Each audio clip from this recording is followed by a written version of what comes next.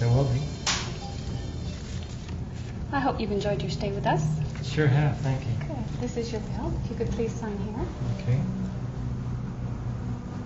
Thank you. Will that be on your credit card today? Yes. Here it is. Thank you.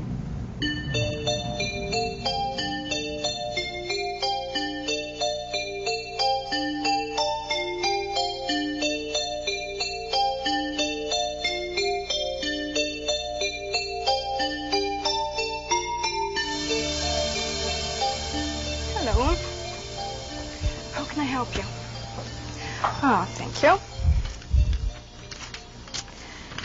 And that comes to $1,245.89, please. How did you want to pay for this? Do you take check? We do. Great. I'll just need 2 pieces of identification, preferably a major credit card and your driver's license. Super. So, again, that is $1,245.89. Thank you.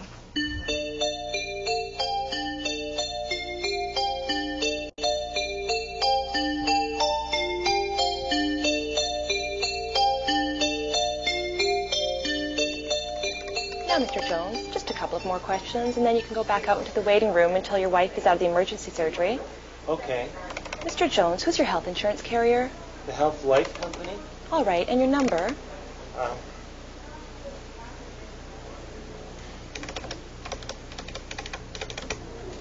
Thank you. Thank you very much. And how do you wish to pay for the expenses not covered through your insurance? Well, I don't know. Do you have a credit card? Yes, I do.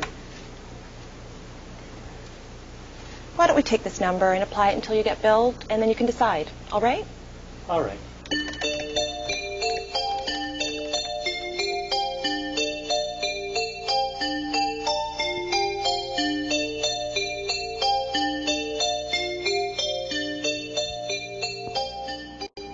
Mrs. Jones, we're at the part in our discussion that I really don't like talking about, and that is the cost of the funeral. Okay. Now, Mrs. Jones, the government requires that I explain all the cost of the items of the funeral to you, but seeing how we're all friends now and we've been here for a while, I'll just let you take this home and read it.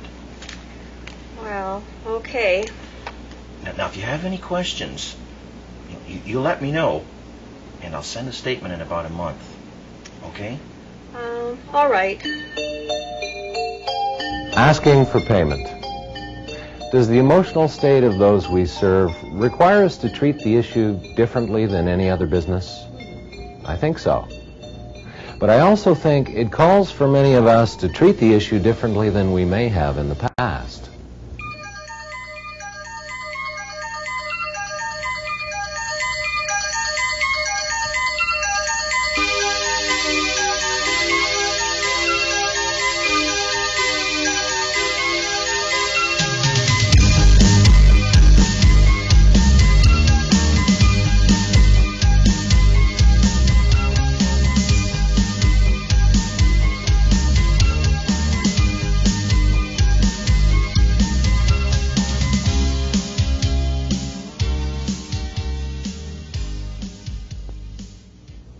Payment for services.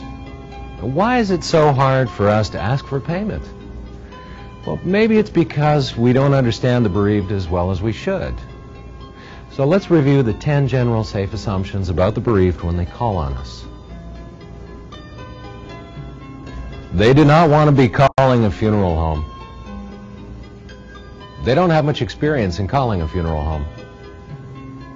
They don't fully understand their needs and wants. They don't fully understand the consequences of their arrangement decisions. They're scared. They're intimidated. They're defensive. They're consumer conscious. They want to be healed. They don't call wanting to make unhealthy decisions. Once we understand the general safe assumptions, we can better understand that the bereaved come to us with anxieties about the funeral.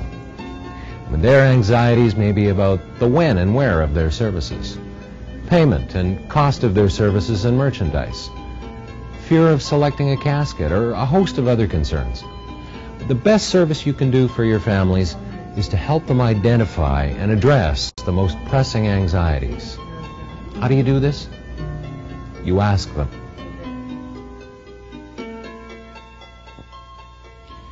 Mrs. Jones, as I mentioned when you first came in and we met downstairs, my name is Bill Johnson, and my friends all call me Bill, so I'd like you to feel free to call me Bill also.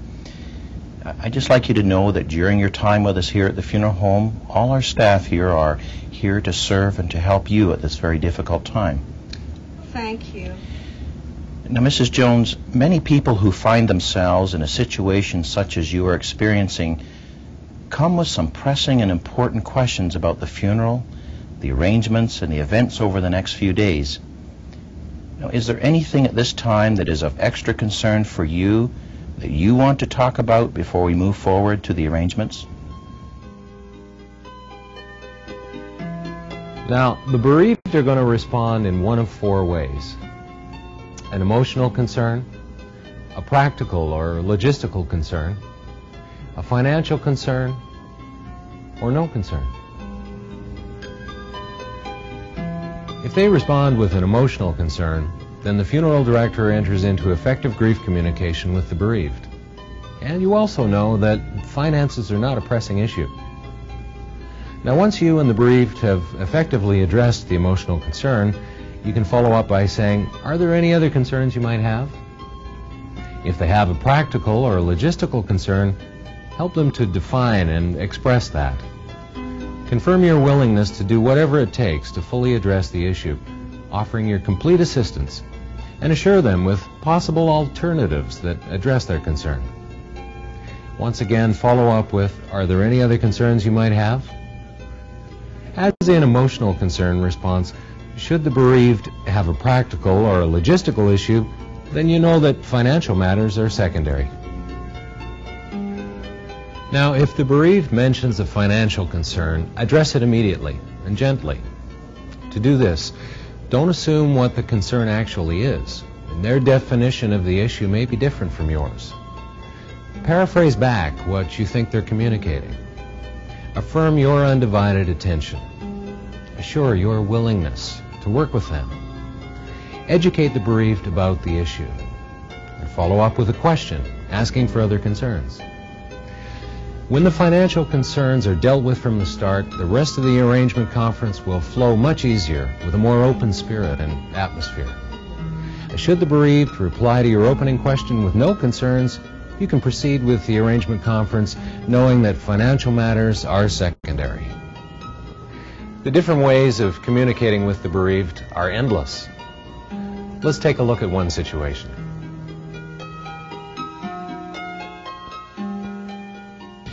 Mrs. Jones, as I mentioned downstairs, my name is Bill Johnson. My friends all call me Bill, so feel free to do so. I'd just like you to know that everyone at the funeral home here is here to serve you and to help you at this difficult time. Well, thank you. Now, Mrs. Jones, many people who find themselves in a situation such as you are experiencing come with some pressing and important questions about the funeral, the arrangements, and the events over the next few days. Is there anything at this time that is of extra concern for you that you want to talk about before we move forward in the arrangements? Yes, we don't have much money, but I do want something nice for my husband. How much is this going to cost me? Well, first of all, Mrs. Jones, please know that whatever your financial situation is, we'll work with you towards providing the service and arrangements that are worthy of respect. Now, most people find that anywhere from $3,000 to $6,000 is enough to provide for the service they need. That's a lot of money. Yes, ma'am. It may seem that way, but when we consider that the funeral is one of life's most significant events, and that a healthy, meaningful experience during this time has positive impact on the long-term welfare of the living, it takes on a more valuable perspective. Well, I want a good funeral for John, but I don't think I can afford $3,000. Well, once again, Mrs. Jones, we can work with you and your budget. but you'd need to help me understand what that budget is. Well, I have $1,000 in the bank that I want to use and a $5,000 insurance policy. But I need some of the insurance money to live on. Well, that I understand. I suppose I can use $2,000 of the insurance for the funeral. Well, if you are comfortable with that, we'll work with it and see what we can arrange. All right? All right. Now, Mrs. Jones, because we discussed your financial concern at the beginning, you were able to select arrangements that were acceptable to you. Now, I'd like to explain everything we've discussed, along with their individual costs, so you can know exactly what we arranged. All right? Good. Now, this is the contract that you'll be taking home with you shortly, and the others that we went through earlier before you went into the selection room were copies that had the prices marked on them. You notice here on the left-hand side, it says professional services, and the automotive equipment and the facilities and equipment, and the casket that you selected, along with the flowers, and the total of that amount is here. We bring that over here, and you've got cemetery costs. These are cash disbursements that we discussed earlier. You have cemetery costs, you have the clergy honorarium, you have the press notices, the paper, and the radio announcement, which we put on the radio today, and the total down here. Now, the total with taxes and cash disbursements and services right here is $2,928.73. How does that sound to you? Fine. Now, do you have any questions at all about what I've just explained to you here on the funeral contract? No, I understand. Now, Mrs. Jones, we request that the funeral expenses be paid in full on or before the day of the funeral. You mentioned you wanted to apply some insurance proceeds to the expenses, and we can process that for you if you can bring it in the next couple of days, or perhaps I can bring out the register book to you and pick it up at that time. If you can come out, that would be great. Fine. And I'll bring the necessary legal documents with me so that you can be assured of the safety of the policy and the remaining proceeds. Now, about the $1,000, I won't be able to get it to you until the weekend is over. Is that okay? Now, Mrs. Jones, what may help you more is if you have a credit card. And we can accept that today, and you can keep your money where it is to earn interest until your credit card bill comes in. And that way, you can earn a little more money in the bank. That's a good idea. You can accept Visa? Yes, ma'am, we can. Okay.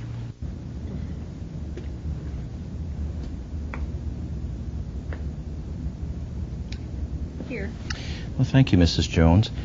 Now, this will take about 5 minutes. Will that be all right? Sure. I'll be right back.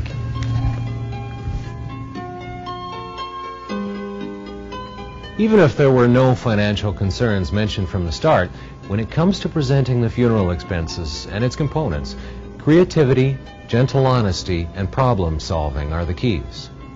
So let's review and then think about some more guidelines. Remember the general safe assumptions.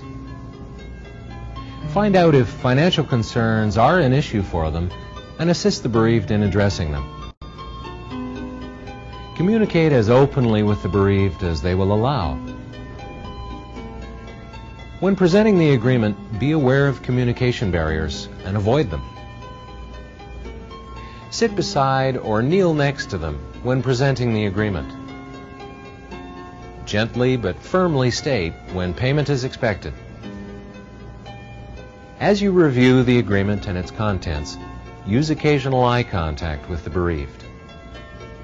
Speak slowly and clearly in an educative tone while explaining the agreement.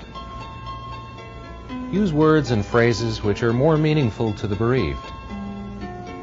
Use payment policies as problem-solving tools for the bereaved, rather than listing them as our policy. Ask if they understand the expenses as you explain them. Assure them of your special attention. There are a few other things that might be helpful to remember. Prompt payment usually means decreasing probabilities of grief complications. They come to you knowing that payment is part of the process. Paying for a funeral for many is actually part of the therapeutic ritual. And you and your funeral home are worth what the agreement says you are worth. In essence, funeral expenses are part of the death crisis experience. I mean, the issue should be treated as all issues need to be in crisis, with care, confidence, and honesty. There's nothing to be ashamed of or embarrassed about.